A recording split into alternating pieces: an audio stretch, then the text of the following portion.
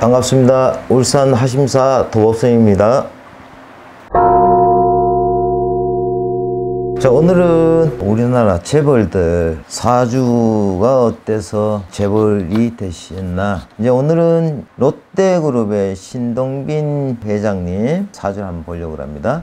날씨가 너무 더우니까 건강에 조심, 건강 관리 잘 하시고 원래 55년생이네요. 이제 나이 67세가 되시고 3대운의 병호일간이네요. 병호일간들이 보통 보면 극단적인 양의 기운을 가지고 있어요. 아무도 제지를 못하는, 제지를 할 수가 없습니다. 그렇기 때문에 파괴력 같은 거, 이런 힘이 상당히 크겠죠. 이런 파괴력 때문에 극단적인 측면을 동시에 가지고 있다, 이래 보시면 될 겁니다. 굉장히 희망적이고 또 비관적인 이런 두 가지 면을 가지고 있기 때문에 남들이 이분을 대할 때는 어려울 것 같으면서도 한편으로는 지극히 굉장히 편안함을 또 가지기도 합니다. 처음이 대했을 적에는 대하기가 힘들지만 또 한편으로 가까워지고 마음을 내려놓고 이분을 볼 적에는 굉장히 편안하다, 이래 보시면 될 겁니다. 저 인생의 굴곡을 이분을 볼 것 같으면은 육식갑자라고 그러죠. 육식간지 중에서는 제일 심한 편이에요. 병호일간들이. 이런 분들은 언제 어디서든 호탕함과 파괴력 같은 거를 많이 보입니다. 결국은 뭐냐, 제왕기질, 장군기질. 그렇기 때문에 아주 막강한 기운이죠. 이 파워는 쉽게 이야기하자면 천상천하 유화독존이라고 그럴까요? 이런 기운을 의미해도 맞을 것 같습니다. 43대 운을 보니까 이 시기부터 이제 운기가 상당히 풀리네요. 이 시기부터 이제 운기가 풀리다 보니까 롯데그룹에서도 이제 인정을 받고 자기에게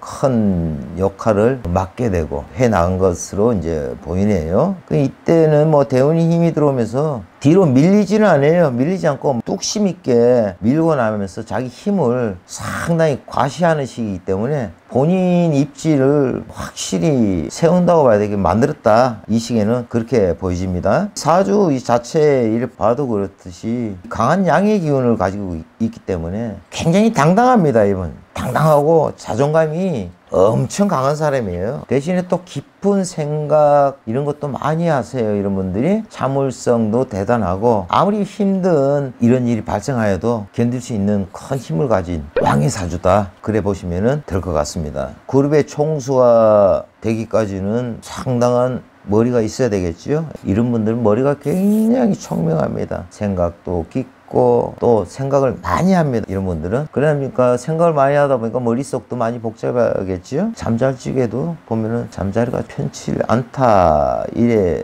보여져요. 그러다 보니까 병도 올 수 있겠고, 그러니까 건강 쪽으로 신경을 쓰시면 좋겠습니다.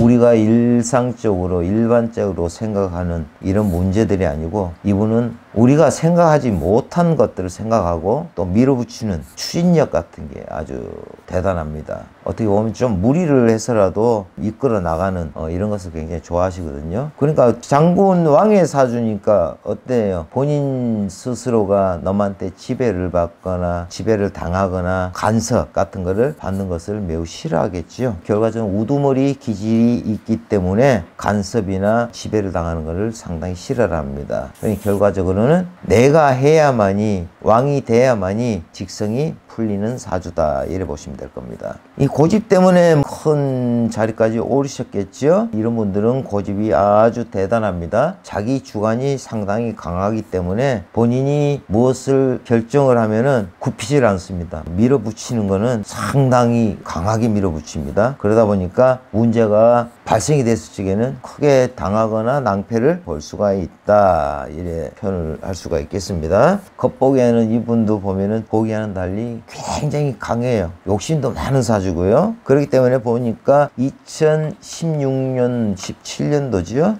이 시기에 관제구설 많이 들어왔죠. 매스컴에도 상당히 시끄러웠는데 형제간의 문제로 서로 물고 물리는 이런 성향을 참 많이 보였거든요. 왜 형제간의 문제로 이렇게 많이 시끄럽냐, 결국은 재산 문제고 총수 문제고 이렇게 했지만 이분 사주 자체가 풀어보면 형제간의 문제, 늘 싸움에 휘말릴 수 있는 사주를 가지고 있기 때문에 서로가 도움을 되지 못하고 늘 경쟁하면서 살아가는 그런 사주예요. 그러다 보니까 두 분 다 뭐 욕심이 많고 두 사람이 부딪히면은 크게 시끄러운 소리가 날 수밖에 없다 이야기할 수 있겠습니다. 신동빈 회장이 롯데그룹에서 인정받고 경영권을 거머쥔 이유는 물론 자신의 욕심도 있지만 이런 욕심을 표출하지 않고 주변 사람들 관리, 그러니까 뭐 결과적으로 참모들도 되겠죠. 주변 회사 사람들, 그룹 사람들 이런 분들한테 잘해왔기 때문이고, 특히 친화력을 크게 발휘를 하였기 때문에 주변 사람들의 도움이 크게 작용한 것이 아닌가 그렇게 보여집니다. 2016년, 17년, 18년